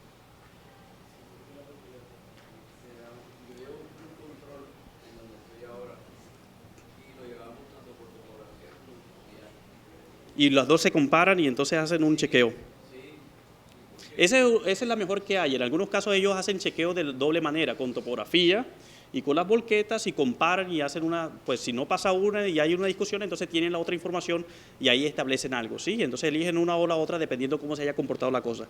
Pero son aspectos que hay que tener en cuenta cuando uno tiene este problema, ¿sí? Bueno, aquí hay más. Aquí hay, por ejemplo, franja granulométrica para materiales de afirmado. Miren que ya son materiales más gruesos. Franja granulométrica para, esto viene siendo subbases granulares. Hay dos tipos de subbases. Miren que aquí hay unas tolerancias, aquí casi no se ve, pero dice, si no pasa alguno de estos tamices, entonces acéptenle más o menos por cada tamiz un 5% de error, ahí se puede hacer. Si lo que no pasa es la densidad, ¿qué hay que hacer ahí? Si uno mide, por ejemplo, la densidad en campo y uno dice en el estudio de suelo que tiene que ser 95% del Proctor modificado, por ejemplo, y miran y está bastante suelta la cosa, entonces, ¿qué se pide hacer? ¿Qué tiene que decirle el interventor? ¿Cómo? Cuando uno va a recibir una subbase, una vía y la densidad no tiene. Tienen que escarificar. Escarificar es el rastrillo con los dientes, ¿sí? Escarificar a unos 20 centímetros de penetración y después de eso tiene que recompactar. Y si no le funciona de eso, entonces va a tocar quitar la capa y volver a echar el material porque de pronto puede haber bolsas de aire o bolsas de arena, que la arena produce mucho aire. A veces el material no está bien mezclado y cuando no está bien mezclado entonces hay mucha arena. Y la arena solita, cuando es muy uniforme y mal gradada, entonces no se compacta. Ustedes cuando van caminando en la playa, si ustedes ponen el pie, entonces lo que se hunde sale alrededor del pie. Eso pasa cuando hay solamente arena, ¿sí? Y lo mismo pasa en la construcción. Si hay mucha arena y el material está muy mal gradado, pasa la máquina y lo que se hunde por ahí sale por el otro lado y no se compacta nada. Y esas bolsas de arena tienen que tener cuidado. Ha pasado acá en algunas construcciones y han tocado remover completamente porque a veces vienen mal mezcladas. A veces mezclan el material en la cantera de una arena con otro material para tener una franja buena y vaya a ser que un pedazo sea solamente arena y pasan esas cosas, ¿sí? Franja granulométrica para, esas son subbases granulares, en fin. Si ustedes no quieren eso, pueden acordar también con el interventor, digamos, unos criterios bastante básicos para chequear y el interventor dice acepta o no, pero esto tiene que estar ahí de una vez plasmado en el estudio de suelo, ¿sí? Tiene que estar ahí bastante claro en el estudio de suelo desde un principio y es lo que ustedes van a aceptar. Bueno, esta es la parte de asentamientos. Les había dicho que los asentamientos son dos tipos, los totales y los diferenciales, y por lo general uno hace cálculos de los totales, pero no de los diferenciales. ¿Ustedes han visto estudios de suelo que hagan cálculos de asentamientos diferenciales? Hay un problema con los asentamientos diferenciales y es que hay demasiados. O sea, si yo tengo 30, 40, 50 columnas, la configuración, cada columna con cada otra columna me genera un asentamiento diferencial y la interacción de ellas yo no sé cómo va a aparecer. Y hay un segundo problema y es que las vigas de amarre nunca las consiguieron los diseños. Todas las zapatas están amarradas entre ellas, en teoría, para combatir eso. Entonces, prácticamente los estudios de suelo, muchos de los que he visto, lo que ellos anotan es que los asentamientos diferenciales ya están controlados debido a que están considerándose vigas de amarre. Sin embargo, si ustedes quieren hacer las cosas de manera rigurosa, soliciten que hagan un pequeño análisis entre dos columnas de diferentes cargas, que uno aprecie una variación significativa, para que ellos demuestren que la situación está controlada con los asentamientos diferenciales también. Pero los asentamientos diferenciales realmente es un aspecto bastante difícil de medir y de calcular también por otras razones, entre ellas que puede haber suelos distintos, ¿sí? Y esos suelos distintos no están reflejados en el perfil de análisis. Y entonces, si aquí, por ejemplo, en este lado hay más arcilla, que aquí en este lado hay arenas, entonces pueden ocurrir esos asentamientos diferenciales. El asentamiento diferencial es una cosa más de campo que de cálculo, pero la norma exige hacer un pequeño cálculo. Recomendaciones. ¿Qué pasa, por ejemplo, si uno devuelve una estructura y sobre ella hace otra estructura? Hay un pequeño problema ahí. Una vez, por ejemplo, hicieron una estructura, era un colegio antes y tenía una cancha de fútbol de concreto, ¿sí? Y el plan era rellenar por encima y construir algo que es más grande que esa área de fútbol, de la cancha de fútbol, sobre suelo, porque ya el suelo iba a cubrir la cancha de fútbol y el demás terreno. ¿Qué puede pasar ahí?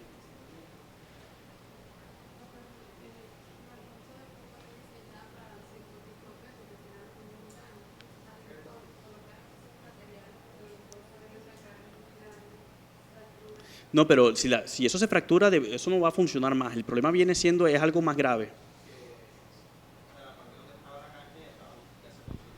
Sí, y tiene un material de concreto, ¿no? Y entonces va a haber una diferencia de rigidez entre un sector y la otra zona. Y eso, cada vez que ustedes tengan puedan distinguir de que haya una diferencia de rigidez entre dos zonas, como les digo, esto es más inspección visual de campo que lo que aparece en el estudio de suelo, tienen que tener en cuenta eso porque pueden ocurrir asentamientos diferenciales. Y eso es algo crítico. Por ejemplo, también cuando puede ocurrir asentamientos diferenciales, en las mismas vías. Las vías también se asientan, pero si en algún lado solamente están soportadas por la base o la subbase, y por el otro lado está soportada por un manhole que mide 3 o 4 metros de profundidad, y eso prácticamente es un pilote, porque es algo de concreto que está ahí abajo profundo con el suelo, lo que está alrededor del manhole se puede romper porque no se asienta casi en comparación de lo demás de la vía. ¿Sí han visto eso? ¿Han visto que las tapas sobresalen? En todo lado, ¿no? Entonces, eso es un ejemplo de qué pasa si hay estructuras más profundas que otras en la construcción que yo voy a hacer y tienen que tener en cuenta recomendaciones para eso. Y esas son recomendaciones difíciles. Una de ellas es flexibilizar a nivel de estructura lo que pasa ahí porque a veces no se puede controlar y hay que tenerlo en cuenta cómo se hace, ¿sí? Asentamientos diferenciales, aquí ahí está la norma dice que dependiendo del tipo de estructura hay unos ángulos, eso lo tienen que controlar. Recomendaciones de cimentación, las vigas de amarre. Las vigas de amarre, ¿cuáles son las dos posibilidades de viga de amarre que yo tengo en las zapatas? En la base, ¿sí se lo imaginan? Yo no tengo marcador acá, pero pues en la mesa. Yo tengo dos posibilidades de recomendación que siempre también es motivo de discusión, ¿no? Y el interventor es el que también tiene que participar en esa discusión. Tengo dos zapatas, o la amarro en la base, o la amarro aquí en una pequeña parte más gruesa que se llama el pedestal. Y entonces, ¿qué decido ahí? Eso ahí definen dos cosas. Una, siempre es más fácil hacer zanjas superficiales, por lo tanto pedestal es más fácil, pero la otra, cuando es de base, yo ahorro concreto. ¿Sí lo ven? Entonces, a veces no sabe uno qué es mejor y qué es peor. O sea, el constructor me va a decir, yo quiero esta, porque él va a decir, yo me ahorro el concreto, pero él no sabe que de pronto la obra se puede retrasar porque es muy profunda. O sea, yo aquí lo estoy pintando bien bonito, pegadito, pero esto puede tener aquí unos 5 o 6 metros de diferencia entre las columnas, entre las zapatas, y hay que hacer una zanja de que de pronto tenga 2 metros de profundidad y eso puede retrasar cuando hay lluvias. Entonces, a veces, si la obra necesita rapidez, pídanle esto. ¿Sí? Si la obra de pronto, las zapatas no son tan profundas, son de 1 metro de desplante, entonces pueden hacer esto. Pero esas recomendaciones ustedes las tienen que chequear. Prácticamente el estudio de suelo tiene que establecerse en conjunto con el ingeniero estructural si esas vigas de amarre son a nivel de pedestal o a nivel de base, y ustedes tienen que chequear de que eso se cumpla y de que esté por lo menos la discusión ahí, y ustedes pueden dar su opinión al respecto como interventores.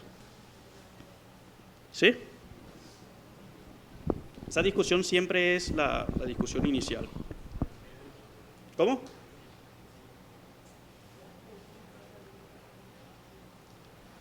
Recomendaciones de las edificaciones aledañas. ¿Qué tengo que hacer yo ahí, por ejemplo?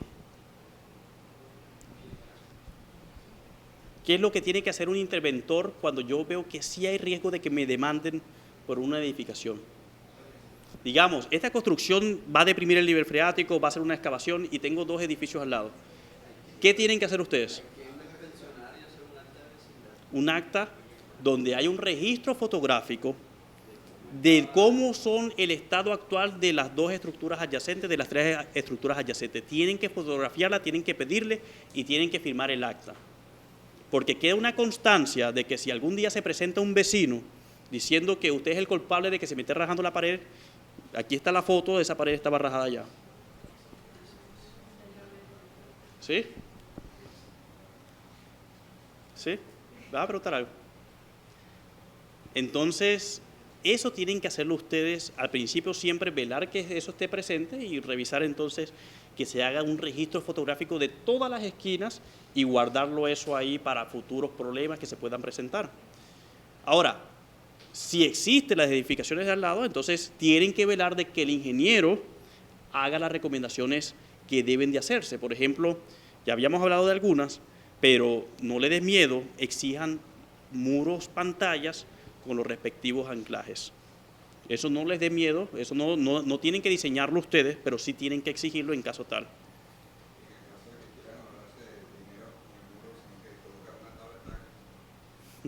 No, la tablestaca es buena, pero no creo que a veces, no, la tablestaca es buena. La tablestaca por lo menos en suelos arcillosos penetra bien. El problema es que cuando tú tienes edificios al lado es difícil el acceso de la máquina, porque la tablestaca tiene que ser o vibrada o hincada a golpes, y esas máquinas, un hincamiento a golpe ahí al lado de un edificio, nadie te lo va a soportar. Entonces, por lo general, tienen que buscar máquinas de vibración, y las máquinas de vibración no se consiguen en todos lados. Aquí en Barranquilla están las máquinas viejas que son de golpes. Imagínense un metal golpeado ahí al lado de un edificio con esa gente ahí al lado, y ellos van a decir que se le están cayendo todas las cosas, los cuadros y todo por los golpes. ¿Sí? Entonces, las tablestacas no son bienvenidas por ese problema, por el ruido que genera. Ese es el problema. En cambio, que los muros se pueden hacer con el método de ventanas. ¿Saben cuál es el método de ventanas? El método de ventanas es que ustedes, si quieren bajar, bueno, ustedes le hacen el cerramiento y todo, pero entonces, digamos ahí de manera tridimensional, no sé si se ve, ahí ese es mi perímetro, yo quiero bajar ahí abajo, entonces bajan primero con un talud, ¿sí? El talud es estable. Un talud lo pueden calcular, este es el talud que me da la estabilidad de esa parte. Luego entonces yo le digo, vamos a bajar simplemente 3 metros aquí vertical, fundo en concreto y le meto un anclaje. Y esa pared queda estable. Y lo demás está en un talud, sí, lo demás está en un talud y está quietico. Entonces luego le dice, yo no voy a atacar acá, sino que voy a atacar ahora acá. Bajo, fundo en concreto 3 metros y esa placa de ahí lo anclo. Y queda estable. Y después se devuelven. Bajan, ojo que aquí quedó un talud, sí, quedó un talud intermedio que es estable, bajan acá, fundo acá en concreto y hago mi anclaje. ¿Yo puedo hacer un anclaje en un predio? Esa es una buena pregunta. Si el predio está construido, seguramente sí lo puedes hacer porque estos son anclajes provisionales. Los anclajes provisionales simplemente lo que nos garantizan a nosotros es que bajemos durante la construcción, pero la regla es que el ingeniero estructural no puede considerar estos anclajes para el diseño. Él tiene que considerar que la estructura trabaje sin estos anclajes. Entonces, el día que alguien venga acá en el edificio y diga, bueno, pues primero que todo esos anclajes tienen que estar por debajo del edificio, no lo puede tocar ni modo. Pero el día que el edificio lo tumben y quieran construir un nuevo edificio y se encuentre con esos anclajes y ellos lo corten, tienen en todo su derecho de cortarlo porque esta edificación de acá está funcionando sin los anclajes. Entonces, ese sistema constructivo se llama anclajes provisionales. Significa no entra dentro del análisis estructural de la estructura simplemente es para bajar y sostener las paredes de excavación y darle seguridad de que no haya asentamiento de la estructura vecina, ¿sí? Siempre y cuando, no, si es así provisional no necesitas permiso, pero si tú te llegas a dañar algo, ahí sí vas a tener el problema del mundo, ¿sí? No, le puedes avisar para que no haya problemas. O sea, el miedo siempre es que se genere un problema jurídico. Pero si tú, con tu método, tú le puedes avisar para que no se genere ningún tipo de malentendido y que no llegue esto a una acusación, ¿no? Pero si tú no vas a dañar nada, y es un anclaje provisional, el anclaje provisional quiere decir que él lo puede quitar cuando él se le dé la gana, entonces ese es el método que se utiliza prácticamente en todos los lados y el vecino no tiene por qué decir nada, ¿sí? Hay problema y es que a veces hay desinformación de las tuberías. Por ejemplo, esto es del lado del vecino, pero del otro lado puede quedar la vía. Señores, tienes que solicitar los planos. Tienes que solicitar los planos. Eso sí, regla número 1 cuando vayan a hacer anclajes, ¿sí? Primero, soliciten todos los levantamientos que hay de todas las estructuras ahí al lado. No puedes diseñar anclajes si no tienes los planos de las estructuras al lado. Incluyendo tuberías, porque del otro lado seguramente está la vía, y esa vía por debajo tenemos que saber si hay una red de tuberías o no, y a veces hay un problema porque no todas las tuberías están bien localizadas en los planos, o sea, eso sí hay un problema de siempre. Y entonces, ¿qué se hace? Los anclajes afortunadamente van siempre con un ángulo de 30 grados o incluso más cuando se necesita más. Entonces uno trata de que la primera hilera aquí comience por lo menos unos 3 metros hacia abajo, y con el ángulo de 30 grados hacia abajo, entonces por lo menos aquí al eje de la vía ya va a unos 6, 7 metros de profundidad y no se alcanza a meter con ningún tipo de estructura. Eso es lo que más o menos se piensa hacer. Pero eso se puede garantizar si uno, por ejemplo, garantiza de que vaya en la misma dirección. Ustedes sabrán que aquí hubo un problema en Buenavista 3, ¿no? El problema de Buenavista 3 fue que el anclaje era tan largo que se deflexionaba. ¿Cómo? El que queda ahí en, bueno, Buenavista, ahí se está construyendo un nuevo Buenavista. Al lado de Buenavista, el centro comercial, está construyendo un nuevo Buenavista. ¿Sí? En Plaza del Parque apareció el anclaje. Ahí cerca del Home Center, sí. Ahí lo que pasó fue que hicieron un anclaje de 30 metros, si no estoy mal, 30 metros es demasiado. Los anclajes no deberían de pasar los 25 metros, deberían ser mínimo 9 metros según las recomendaciones de la ASTM. El bulbo debería ser mayor a 4 metros y su capacidad máxima, lo máximo no debería ser más de 25 metros. 20 metros está bien. Los anclajes pueden variar de longitud según su posición. Por ejemplo, los que están más arriba son anclajes más largos que los que están más abajo porque ellos tienen que cargar más. Entonces, por lo general, un diseño típico de anclajes son, por decirle números, ¿sí? Separados a 2.5 metros. Las hileras entre ellas verticalmente espaciadas a 3 metros, porque estos módulos de concreto, cada uno tiene un anclaje y estos módulos son de 3 metros. La inclinación son de 30 grados y la primera hilera va de 15 metros. Eso es un diseño típico, le estoy diciendo números redondos. La segunda hilera va de 10 metros y la tercera hilera va de 10 metros también. Diseños típicos, ¿sí? Pero los anclajes cuestan. Los anclajes tienen una ventaja y es que son fáciles de hacer y como son fáciles de hacer, muchas empresas lo están proveyendo. Y entonces, como hay muchas empresas haciendo anclajes, entonces los precios bajan. En Bogotá los precios de anclajes están por el piso, están prácticamente tratando de ver cómo hacen para pagar la máquina. No, les digo la verdad, las personas que están viviendo de anclajes ahorita tienen una mala situación porque los precios están muy bajos. Entonces, es un sistema que en el momento está bastante bueno.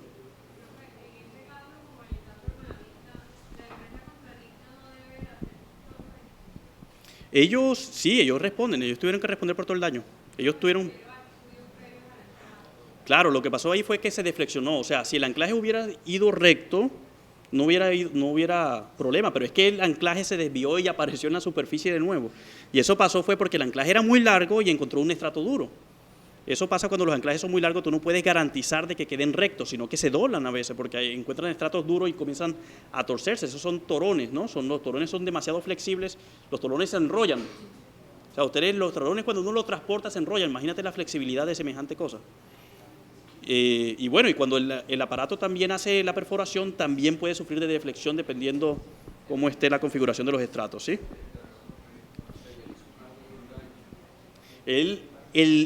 La perforación, la perforadora comenzó a meterse así, encontró un estrato muy duro y como la varilla de perforación era tan grande, entonces comenzaba a ser así.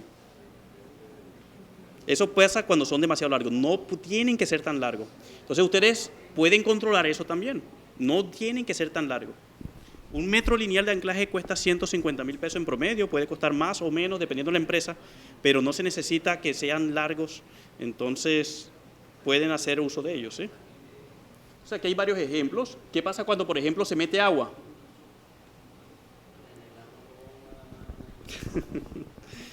Cuando se mete en agua tienen dos problemas, ¿sí? Ya vamos a terminar acá. Y es que si ustedes sacan agua, el suelo, el nivel freático se deprime.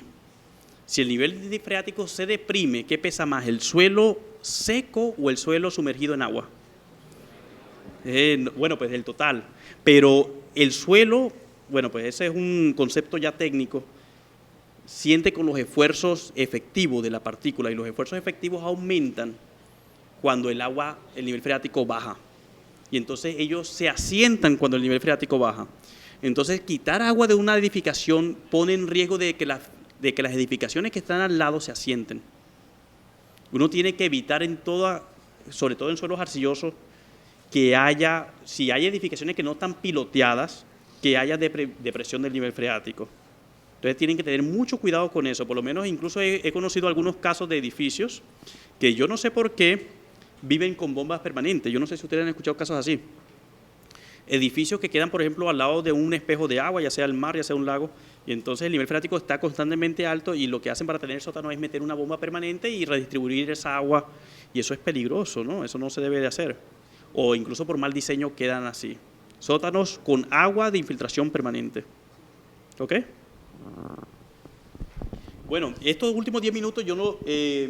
aquí tenía algunos otros apuntes, hay que hacer, si hay que hacer losas o pavimentos hay que diseñarlas también, ese creo que es un tema, que hay algunos ejemplos de cómo se dan estos planos, miren estos planos, un levantamiento topográfico tiene que tener aquí precisamente toda esta cuadrícula, la malla, en las perforaciones miren cómo se entregan, las perforaciones se entregan bien localizadas, se tiene que indicar la vía, se tiene que indicar algunas otras estructuras vecinas, y se tienen que hacer los anexos de las perforaciones de esta manera y tienen que ustedes revisar que todos los anexos estén ahí, de cada una de las perforaciones con todos sus ensayos de caracterización, con todo el número del SPT y toda la exploración que se debió de hacer. Entonces, obviamente este tema lo podemos extender y extender. Esto es un tema bastante, pues es el comienzo de toda construcción y es uno de los causantes de muchos siniestros por mal revisión del interventor o también del ingeniero geotecnista. Y pues podemos hablar de esto muchas horas, le quiero dejar aquí. ¿Tienen alguna pregunta de este tema? ¿Preguntas?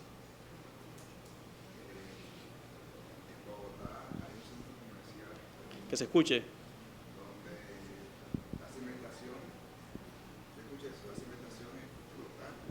Cimentación flotante, esa es la pregunta. Cimentación flotante quiere decir que a veces el edificio pesa demasiado y yo quisiera ahorrarme los pilotes. Entonces lo que yo hago es que yo quito mucho suelo con el sótano y el suelo que yo quito es compensado con el peso del edificio. Entonces para términos del suelo, el suelo lo que él siente es lo que tú le quitaste por el sótano más lo que el edificio pesa y no va a sentir todo el edificio sino una parte del edificio. Y ahí en ese caso la cimentación sale una losa de cimentación que no tiene que ser pilote, que se diseña con una fracción del peso del edificio debido a que el peso que le quitaste del suelo se lo está restando. Eso se llama cimentación compensada y lo utilizan mucho en Bogotá. ¿Sí? No. Ese es otro, eso lo utilizan bastante en Bogotá y es bastante común que lo utilizan allá. Hacen por eso muchos sótanos para decir ellos que se ahorran los pilotes. De las losas. Las losas por lo general pues son macizos, son losas macizas, ¿sí? Obviamente hay varios tipos de losas, pero digamos que las que son macizas, entonces ellas se comportan como si fueran una placa. El problema de las losas viene siendo, le voy a decir cuál es, Si recuerdan por allá algunos conceptos de suelos es los bulbos, el suelo que trabaja debajo de la cimentación depende de qué tan grande es esa cimentación. Y si ustedes van a trabajar con losa, significa que va a haber un suelo muy grande por abajo trabajando con mucha profundidad. Entonces, para las losas es muy importante, sumamente importante, hacer perforaciones que sean 1.5 veces mayor que la losa. Y si la losa es de 30 metros, la perforación es de 45. Ese es el problema de las losas. El problema de la losa es la exploración geotécnica. ¿Por qué? Porque colocan a trabajar demasiado suelo por debajo. Pero tienen una capacidad, la parte positiva es que, por ejemplo, ¿qué capacidad portante es típica? Dígame una capacidad portante típica, un valor. 100 kilopascales, ¿sí? 10 toneladas, 100 kilopascales. Una losa, 100 kilopascales es porque en una columna se reparte en una pequeña área. Pero si yo cojo todas las columnas y las reparto en un área mucho más grande, el esfuerzo que transmite. Las losas se diseñan con capacidades portantes de 40, de 30 kilopascales apenas en comparación de una zapata. O sea, ellas trabajan con un 30 o 40% del esfuerzo de una zapata. Entonces, en términos de presiones, es mucho más amigable. ¿Sí?